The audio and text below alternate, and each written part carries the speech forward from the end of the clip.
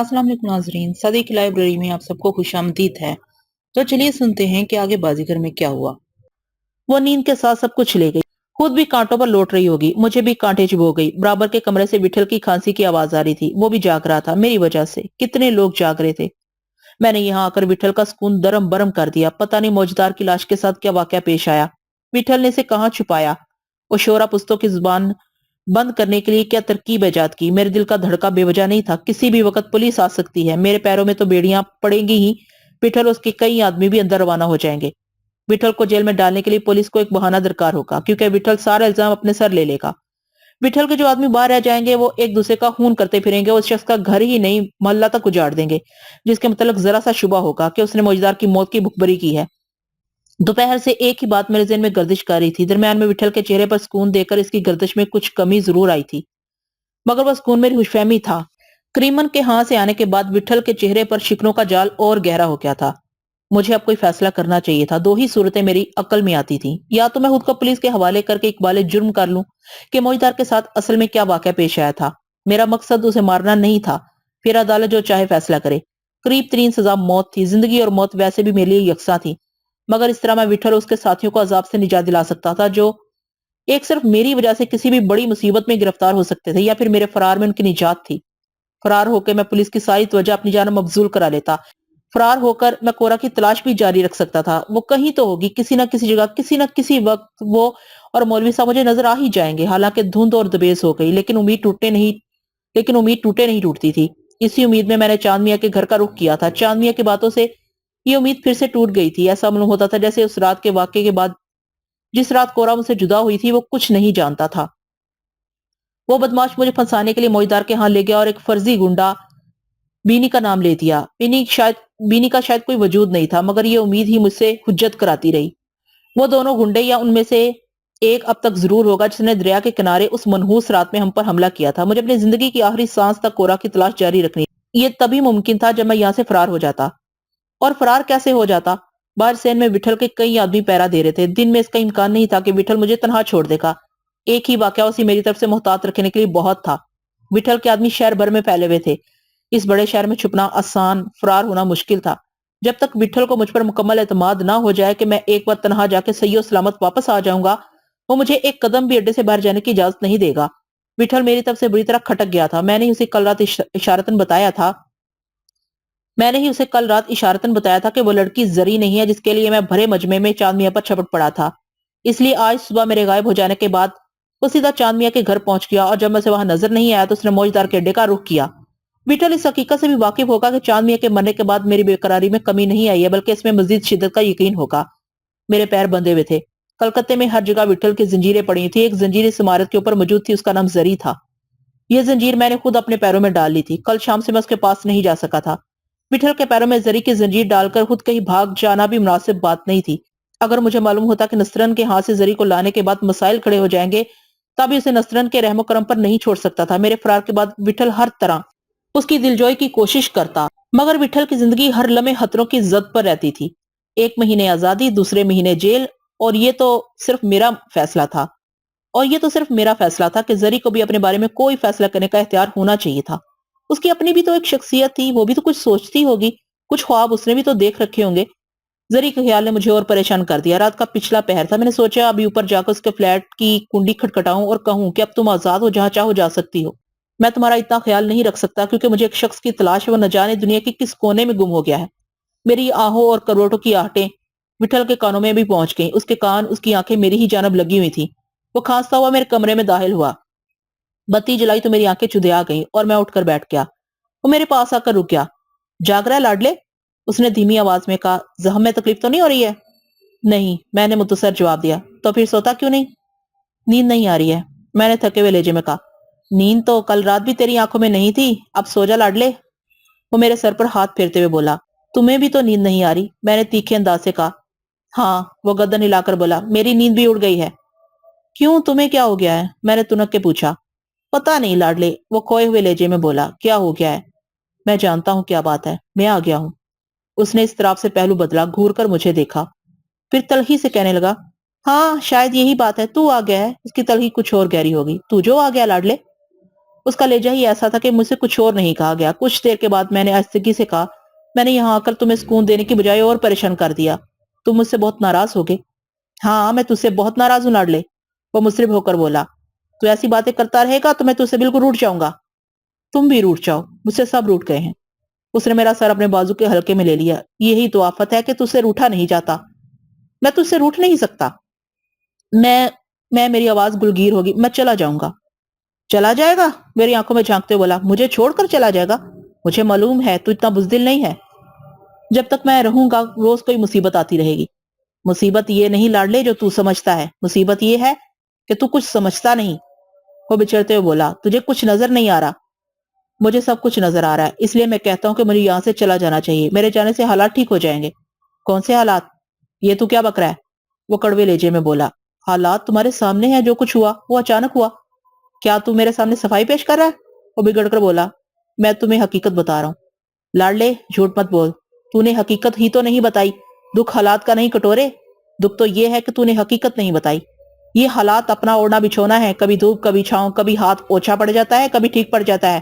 تو مجھے حالات سمجھانے چلا ہے، لیکن اس بار تم جھوٹ بول رہے ہو۔ تم مجھ سے نہیں، خود سے جھوٹ بول رہے ہو۔ تم جانتے ہو اتنے لوگوں کا منہ بند کرنا کتنا مشکل کام ہے، پھر لوگ بھی جب ایسے ہو تمہیں حالات کی سنگینی کا پورا احساس ہے، جس کا اظہار تم میرے سامنے کرنا نہیں چاہتے۔ تمہارا چہرہ بتا رہا ہے، تمہاری آواز بتا رہی ہے۔ میری آواز، میرا چہرہ؟ منہ چڑھا کر بولا۔ تو نے ان میں جھانک کے ہی تو نہیں دیکھا لاڈلے، یہ حالات میں کس طرح سنبھال ہی لوں گا۔ یہ حالات تو میں کسی طرح سنبھال ہی لوں گا، ان حرام زادوں سے نمٹنے کا کام مجھے آتا ہے۔ میں تجھے آج اس بدنام جگہ جان کے لے گیا تھا تاکہ انہیں پتا چل جائے کہ وٹھل کے سینے میں کتنی طاقت ہے۔ اس کی فکر نہ کر، یہاں بہت سے کتے ہیں جو تیرے بجائے خود جیل جانے کو تیار ہو جائیں گے۔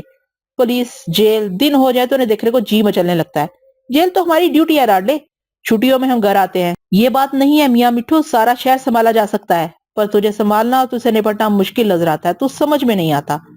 غم تو تیرا ہے کہ تیری نگاہ کا پتہ نہیں چلتا لاڈلے، وہ بے چینی سے بولا۔ تجھے رکھ پٹھے اس لیے نہیں بتائے کہ تو آزاد ہو کے انہیں نوچرا کھسوٹرا شروع کر دے۔ اس دنیا میں آدمی کو دوسروں کی دکھتی رگیں نہ معلوم ہو تو اس کا جینا حرام ہو جاتا ہے۔ تو جیسے کھچار سے نکل پڑا، آتے ہی ہاتھ دکھانے شروع کر دیے۔ کچھ تو تسلی کی ہوتی۔ اور سن لاڈلے، میری بات سن، تیرے سر کی قسم، چاقو تیرے ہاتھ پہ اچھا نہیں لگتا۔ میں نے تجھے، وہ بے قرار ہو گیا، مجھے تیری چاقو بازی دیکھنے کا شوق نہیں ہے۔ جب تو جیل میں کتابیں پڑھتا تھا اور قلم سے لکھتا تھا تو مجھے بہت اچھا لگتا تھا۔ مجھے کیا یہ خود پسند ہے؟ میں نے اس کی بات کاٹ کے ناگواری سے کہا۔ میں چاند میاں اور موجدہ کے پاس اپنی چاقو زنی کے جوہر دکھانے نہیں گیا تھا، میں تو وہاں کسی اور کام سے گیا تھا، اور اکیلا چلا گیا تھا۔ میری آنکھیں جیسے بند ہو گئی تھی۔ میں اسے اتنا مشکل کام نہیں سمجھتا تھا، اس لیے تمہیں نہیں بتایا، ورنہ بات بڑھ جاتی، اور پھر مجھ سے اپنے سوا کسی کو بتایا بھی نہیں جاتا۔ کسی کو تو بتا دے لاڈلے، اتنا مت خوف کر۔ کیا بتاؤں؟ میں نے جھجلا کے کہا۔ کون ہے وہ؟ کہاں ہے؟ کدھر ہے؟ کون؟ میں نے سادگی سے پوچھا۔ وہی جو تجھے جیل لے گئی تھی۔ کون ہے وہ؟ کدھر رہتی ہے؟ کاش میں اس کا پتہ جانتا، میں نے تمہیں کل ہی بتا دیا تھا۔ چاند میاں کو تو اس کا پتہ معلوم تھا، میں اسی خیال سے اس کے پاس گیا تھا، میں نے مایوسی سے کہا، لیکن اس کا پتہ نہیں چلا۔ وہ تیزی سے بولا، جہاں تک اپنا دماغ کام کرتا ہے لاڈلے، تو بچپنا کر رہا ہے۔ 7 سال کا پھیر پڑ گیا، 7 سال میں کچھ سے کچھ ہو جاتا ہے، نہ جانے اب وہ کہاں ہو بھی یا نہ ہو۔ ایسا مت کہو، میں نے تلخی سے کہا، وہ مجھے ڈھونڈ رہی ہوگی۔ مجھے بتاؤ وہ تجھے کہاں اور کب ملی تھی؟ میں نے دونوں ہاتھ سے اپنا چہرہ چھپا لیا۔ اس نے میرے ہاتھ چہرے سے ہٹائے تو ناراض ہونے لگا۔ ہائے، پھر وہی ٹسوے، سالہ وٹھل کا لاڈلا، وٹھل کے ہوتے ہوئے آنکھوں میں پانی لاتا ہے۔ مجھے جانے دو، میں اسے تمام دنیا میں ڈھونڈوں گا۔ کوئی کسی کو اس طرح سے ڈھونڈتا ہے دیوانے؟ 7 سال تو نے جیل میں بتا دیے، ذرا سا وقت ملا تو اتنا تیز بھاگنے لگا۔ آنکھ میں پانی آ جائے تو چیزیں صاف نظر نہیں آتی، تیز بھاگنے میں سانس پھول جاتا ہے۔ تو نے کتابوں میں کیا پڑھا ہے؟ کیا پڑھا ہے رے؟ تو اپنے آپ کو اور الجھا رہا ہے، وحشی، کام خراب کر رہا ہے۔ اس طرح وہ تجھے تھوڑی مل جائے گی۔ دیکھ، بدحواسی میں بات اور خراب ہو گئی۔ دیکھا، بدحواسی میں بات اور خراب ہو گئی۔ یہ کام طریقے سے بھی ہو سکتا تھا۔ میری مان جا، ذرا ٹھنڈے دل سے غور کر۔ میں اس لیے تجھ پر زور دیتا ہوں کہ یہ غور میں نے نہیں کیا تھا لاڈلے، تیرے پاس وقت ہے۔ مجھ میں جب سوچنے کی قوت آئی تو وقت نکل چکا تھا، تو بھی وہی کر رہا ہے۔ بتا، جیل میں چلا جائے گا، اسے کیسے تلاش کرے گا؟ ایک جگہ سے بچ گیا ہے، دوسری جگہ پھنس جائے گا۔ اور سان ٹھیک رکھ، پہلے اپنے آپ کو تلاش کر۔ جو تم کہہ رہے ہو وہ میں بھی سوچتا ہوں، مگر وہ مجھے بہت یاد آتی ہے۔ تمہیں کیا پتا میں نے اس کے لیے کن کن لوگوں کو چھوڑ دیا ہے۔ اور کیا حاصل ہوا؟ میرے پاس کوئی جواب نہیں تھا. میں وٹھل کو بتانا بھی نہیں چاہتا تھا کہ میں نے اس لڑکی کے لیے اپنے ابا امی اور بہن بھائیوں کو چھوڑ دیا. میرے ابائی گھر میں اب دوسرے لوگ رہتے ہیں. میری امی مر گئی ہیں. میری کورا کو لوگوں نے بیچنے کی کوشش کی تھی اور انہی لوگوں نے اسے میرے ساتھ رہنے نہیں دیا. وٹھل کو کیا اندازہ تھا کہ میرا سینہ کیسا ہے. میرے اندر بار بار آگ لگتی ہے. میرا جی دیواروں سے سر پھوڑنے کو چاہتا ہے. میرا جی کرتا ہے کہ اپنے جسم پر چاقو کے اتنے گھاؤ لگاؤ کہ کوئی جگہ باقی نہ رہے. وٹھل مجھے سمجھاتا بجھاتا رہا. اس کی باتیں سمجھنے کے سوا میرے پاس راستہ بھی کیا تھا. ہر راستے پر وٹھل بیٹھا تھا. ہر چوراہے پر پولیس موجود تھی. ایسی حالت میں کورا کو کہاں ڈھونڈا رہ سکتا تھا. میں نے چپ سادھ لی. تو آج زری کے پاس بھی نہیں گیا؟ وٹھل ناراضی سے بولا. وقت ہی نہیں ملا. میں نے اداسی سے جواب دیا. وہ کیا سوچتی ہوگی؟ اسے لا کے قید کر دیا. صبح اٹھ کے فوراً وہاں جانا اور دیکھ میں صبح تیری حالت نہ دیکھوں. سمجھ لاڈلے ایسے وقت میں تو اداس رہ کر مجھے پریشان کرے گا. اس وقت تیرا سنبھلے رہنا ضروری ہے. میری خاطر کچھ وقت اور گزار لے. اب تو سو جا. چل لیٹ جا. اس نے میرے کندھے پر زور دیتے ہوئے کہا. میں خاموشی سے لیٹ گیا. اس نے ایک تکیہ میرے سر کے نیچے رکھ دیا. وہ کچھ دیر کمرے میں ٹھہرا رہا. پھر ہلکے ہلکے قدم اٹھاتا اور گہری گہری سانسیں لیتا ہوا میری نظروں سے اوجھل ہو گیا. اس کے جانے کے بعد مجھے نیند نہیں آئی. یہاں تک کہ کمرے کی سیاہی اجلی ہونے لگی. منہ ہاتھ دھو کر میں باہر گیا تو نصیب میاں اور دوسرے لوگ ورزش کر رہے تھے. کوئی دیوار پر لگے تکیے کو بے تحاشا مکے مار رہا تھا. کسی کا سر نیچے اور پیر اوپر تھے. نصیب میاں بنیان پہنے اپنے ہاتھ اور ٹانگیں کھولنے کی مشق کر رہا تھا اور مجھے دیکھتے اس نے ورزش ختم کر دی. بلند آواز میں بولا, آہا آفتاب عالم طلوع ہو گیا. پھر اس نے خاص انداز میں آنکھیں میچی اور کہنے لگا, ہزارہ خدا اس نہنجار کو پھر آزمائش میں نہ ڈالیے گا. جو کچھ دن رہ گئے ہیں وہ رسوائی میں گزریں گے. غلاموں کی ہم رکابی کے بغیر باہر جانے کا قصد نہ کیجیے گا. سرکار کی سواری دھوم دھام سے نکلنا چاہیے. میں نے توجہ نہیں دی. وہ اپنے ساتھ چائے کی ایک پیالی پینے کی آوازیں لگاتا رہ گیا. چند لمحوں بعد میں زری کے فلیٹ کے دروازے پر دستک دے رہا تھا. تیزی کی وجہ سے میری سانس اکھڑ گئی تھی. کسی نے نہایت اجلت میں دروازہ کھولا. وہ زری ہی تھی. اس کے بال بکھرے ہوئے تھے. دوپٹہ شانے پر ڈھلکا ہوا تھا. آنکھیں ویران تھیں. شاید اسے یقین کرنے میں مشکل پیش آئی کہ میں ہی اس کے سامنے موجود ہوں. پھر اس کی آنکھیں ٹمٹمانے لگی اور وہ مجھے راستہ دینے کے لیے ایک طرف ہٹ گئی. تم نے کل میرا انتظار کیا ہوگا. اس کی شکایت سننے سے پہلے خود میں نے ہی پہل کر دی. کل دن بھر مصروفیت رہی. وہ کچھ نہیں بولی. ہونٹ پھڑپڑا کر رہ گئی. کیا حال ہے؟ جی تو نہیں لگ رہا ہوگا. اسے چپ دیکھ کر میں گھبرا کے پوچھا. کوئی پریشانی تو نہیں ہے؟ نہیں, اس نے ہلکی آواز میں جواب دیا. کوئی پریشانی نہیں. ناشتہ کر لیا؟ میں نے پوچھا. ابھی نہیں. اور تم نے؟ اس نے نظریں اٹھا کر پوچھا. میں نے بھی نہیں کیا. سوچا تمہارے ساتھ کروں گا. میں نے محسوس کیا کہ اس کے چہرے پر سرخ لہریں آ کر گزر گئی ہیں. میں ابھی لاتی ہوں. اس نے تیزی سے کہا. ماما سے کہہ دو. میں خود لاتی ہوں. وہ اور اس کی بیٹی مجھے کام ہی نہیں کرنے دیتی. وہ فوراً باورچی خانے میں چلی گئی. میں اندر کمرے میں آ کر اس کی مسہری پر بیٹھ گیا.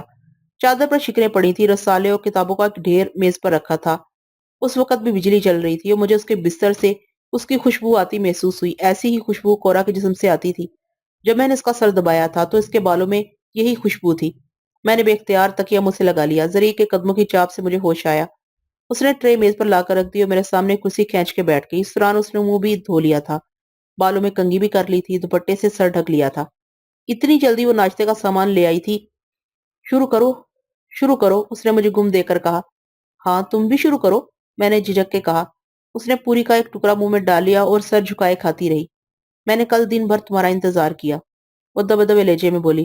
بس کل دن بھر الجھنے ہی رہی. مجھے تمہاری مصروفیت کا تھوڑا بہت علم ہو گیا ہے. میرے ہاتھ کا لقمہ ہاتھ ہی میں رہ گیا. گھبراؤ نہیں.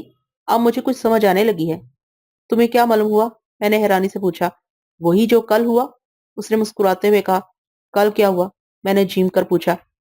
معلوم ہوا کہ تم نے چاندنی اور موجدار سے بدلہ لے لیا ہے. اور بھی بہت سی باتیں مجھے تمہارے بارے میں معلوم ہوئی. تمہیں کیسے معلوم ہوا؟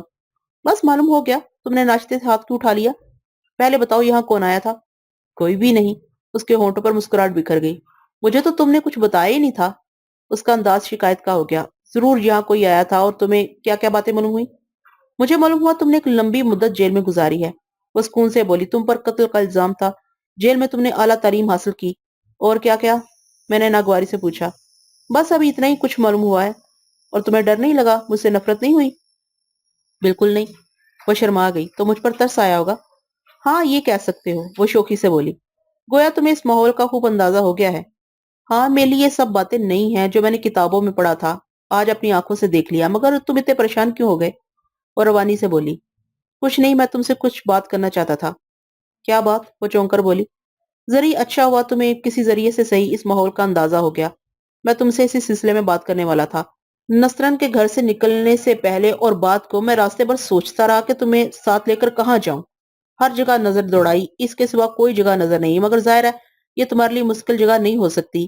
یہ تو ایک عارضی پناہ گاہ ہے، یہاں عجیب عجیب لوگ رہتے ہیں. تم ایک بڑے خاندان کی لڑکی ہو.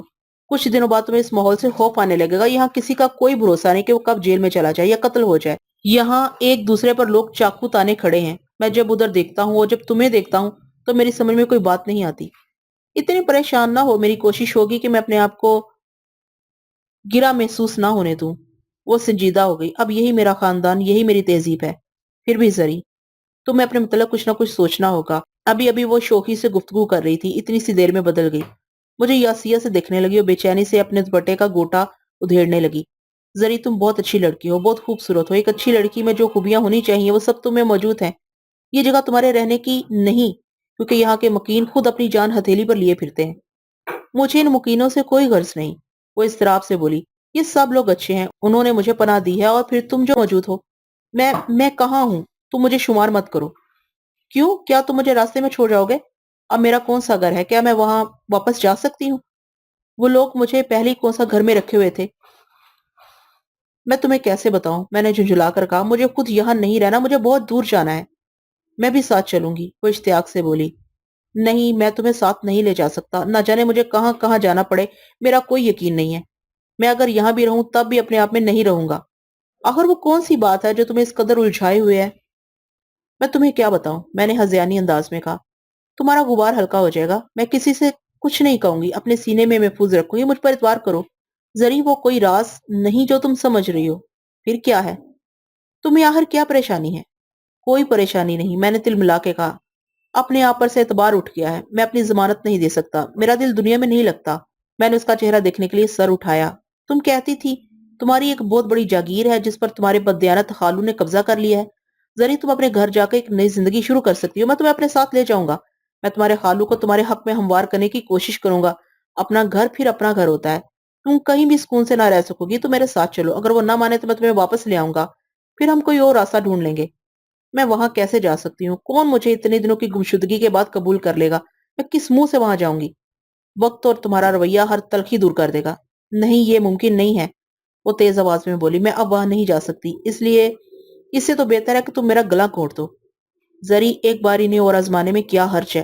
میں تو تمہارے ساتھ رہوں گا. ان سے بات کر لیں گے. وہ کیسے نہیں مانیں گے؟ وہ تو تمہیں دیکھتے ہی خوفزدہ ہو جائیں گے اور ہر حالت میں مفاہمت پر آمادہ ہوں گے. اب تک تم وہاں دب کے اور گھٹ کے رہ رہی تھی. اب تم ذرا ہمت اور حوصلے سے بات کرنا. میں تمہاری خیریت پوچھتا رہوں گا. تم اپنی جاگیر کسی اور کے نام کر کے اپنے حالوں کی دستبروں سے محفوظ رہ سکتی ہو. ہزار طریقے نکل آئیں گے. ہمت پیدا کرو زری. میں تمہارے بھلے کے لیے اصرار کر رہا ہوں. میں تمہارا دشمن نہیں، ورنہ میں تمہیں یہاں کیوں لاتا؟ وہاں اگر تمہیں کوئی پریشانی ہو تو مجھے خط لکھ دینا. وٹھل کو تار دے دینا. ایک نہیں، کئی کئی آدمی تمہاری مدد کو آ جائیں گے. مگر جب تک تم خود حوصلہ نہیں کرو گی کوئی بھی تمہاری مدد کو نہیں آئے گا. اس نے منہ پھیر لیا اور ہچکیوں سے رونے لگی. میں اسے جتنا سمجھانے کی کوشش کرتا اتنا ہی وہ اور پھوٹ پھوٹ کر رونے لگتی. میں بدحواس ہو گیا. سمجھ میں نہیں آیا کہ کس طرح سے خاموش کروں.